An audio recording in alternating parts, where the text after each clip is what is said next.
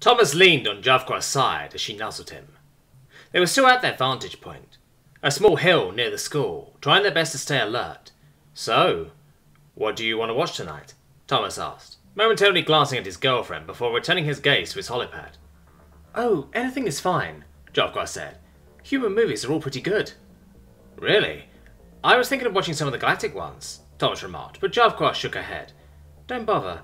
I thought they were okay before, but after watching human movies, they're pretty plain," she reassured him.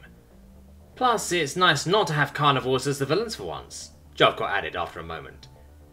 "Please tell me that's not a thing for every movie," Thomas sighed, as his expression soured at the thought.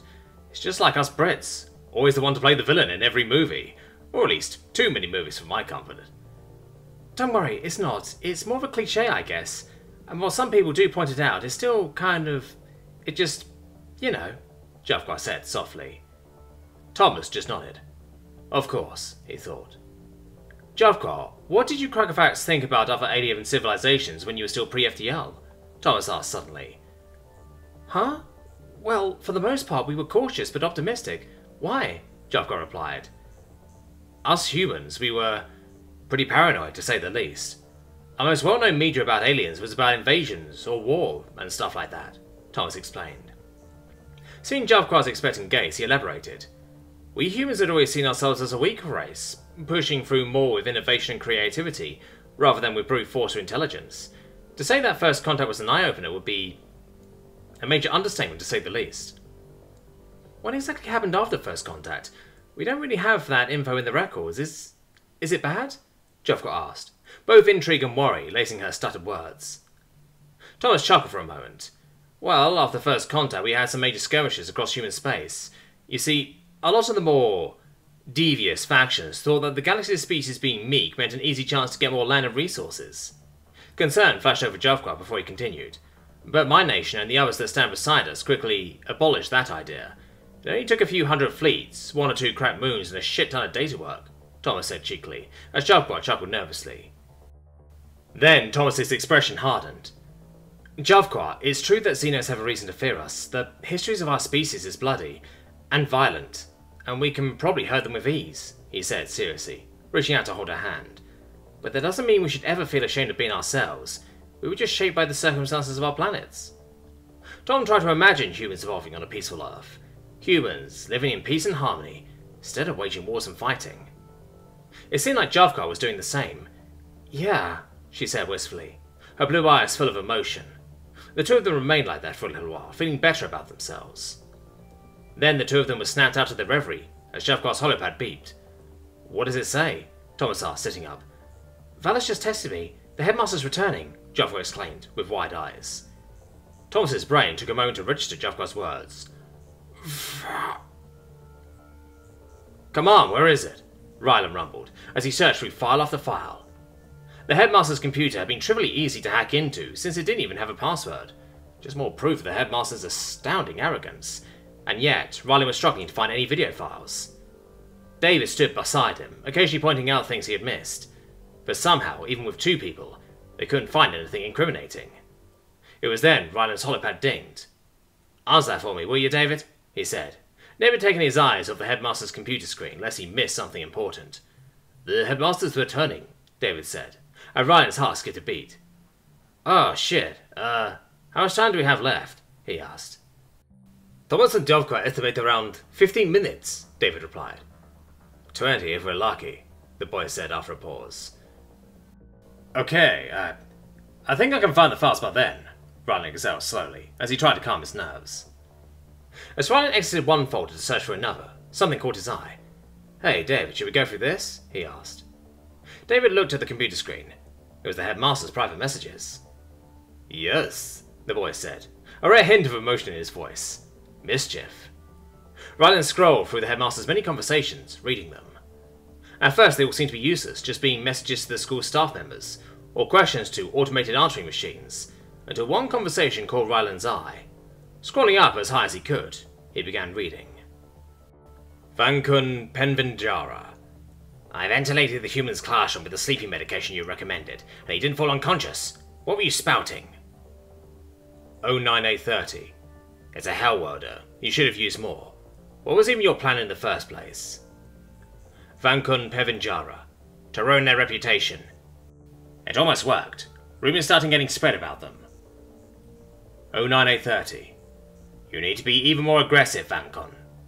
Passive actions like monitoring and petty gossip will do nothing. Vankun Pevinjara. Listen, I just want these predator species to stick to themselves. I'm not going to do anything drastic. 09830. We'll see about that.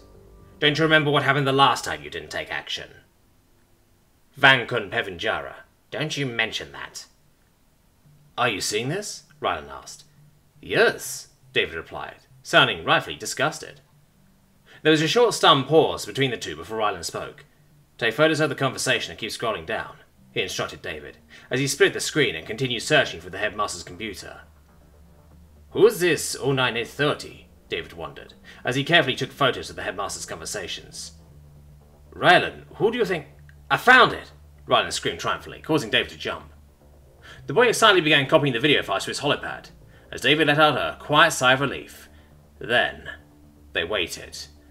And waited, and waited. And waited some more. And more still. Seeming to notice his impatience, Rylan spoke up. There's a lot of footage, so it will take a while to download, he explained sheepishly. David frowned, looking at the time. Rylan, we have 13 minutes, he said. While the two of them still had time left, they need to spend most of said time getting back into their disguise and leaving the building. His friend didn't respond, staring intently at the loading bar on his holopad. While it was only at 22%, it was rising at a reasonably fast rate. And then Rylan got another notification. Oh no, the boy mumbled, wide-eyed, as he stared at his holopad. His normally cheerful voice was unnervingly flat, and David almost shivered from the tone. What? He demanded. What? He repeated louder, when Rylan didn't respond. Thomas just texted me saying that the headmaster took some shortcut they weren't aware of. He's already here, Rylan said grimly, his eyes cold. Shit, shit, shit, Thomas muttered, as he watched the headmaster walk towards the staff dormitory apartment. Javka was just as nervous as he was, scraping her claws against the ground and tearing out clumps of dirt and grass. What do we do? She asked, but Thomas was speechless. Damn it! Damn it! He thought, panicked. How did he get here so fast? Thomas! Javka's voice broke him out of his thoughts. He turned to his side, almost hitting Javka's snout with his face. What do we do? She demanded, and Thomas took a deep breath to calm himself. Listen, David and Rylan are smart. They'll find an ingenious way out of this situation themselves, he said, only somewhat confident in his own words. Okay, so, David, best case scenario, we knock out the headmaster in one hit, Rylan said bluntly. David just stared at him, clearly unimpressed with his plan. The download bar was at 65%, and the two of them knew that the time was going to be awfully close. Any minute now the elevator could arrive and the headmaster could burst through the doors, and then what? Would they be expelled? Arrested? Could they argue the headmaster's actions in court? Ryan always began to bite his nails, but stopped himself. David, how do you feel about hiding until the headmaster falls asleep and then sneaking out? He asked hesitantly. I'm fine, if that's what it takes, David replied, somewhat cautiously. Ah, man, if we get caught, my parents are going to be so pissed, Ryan chuckled nervously as he looked at the download bar. 89%. It was then he and David heard a faint tapping. The two of them froze, straining to find the source of the sound. Then the tapping continued again, louder. A few moments later, they heard a muffled voice, shouting. A voice that sounded very familiar and sounded strangely close, considering that they were on the top floor of an apartment building. It was Lilith. Ryan and David spoke at the same time, turning to look at each other in utter disbelief. Moving towards the sound, they entered the next room, and upon doing so, their jaws dropped. Lilith was tapping urgently from the outside of the room's window. Upon spotting them, she waved with a smug expression on her face. Stunned, it took the two boys a few seconds before they rushed forward and opened it. But how?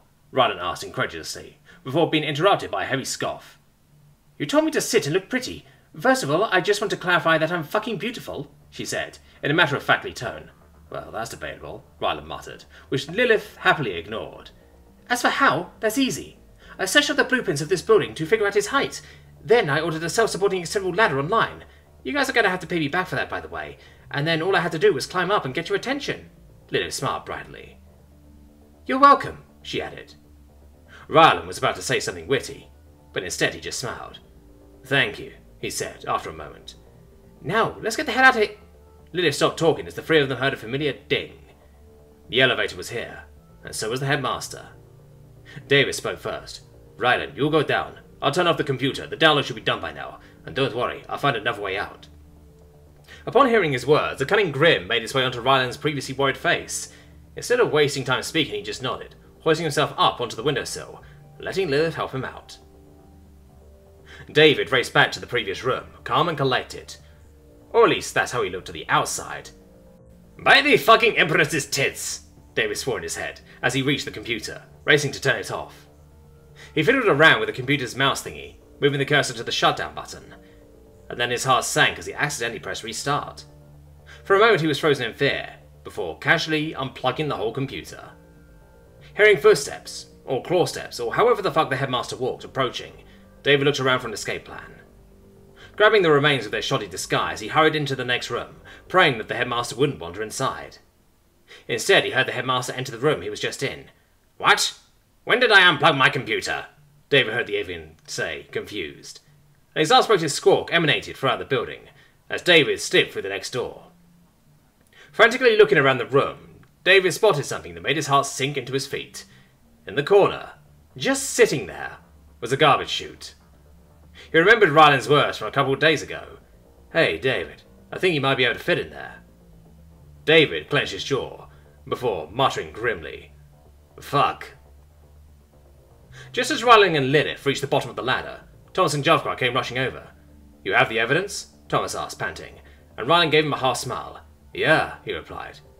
"That's great," Jovgar cheered, and Thomas began to smile, before noticing Ryland and Lilith's serious expressions. He quickly realized that a certain person, a very short person, was missing. Jovgar came to the same conclusion as well, her expression of joy quickly turning to worry. "Where's David?" Thomas demanded. "He stayed back to turn off the headmaster's computer. He said he was going to find a way out," Ryland answered firmly, but Thomas could hear the worry in his voice. The four were tense, their feelings of anxiety and worry for their friend almost palpable.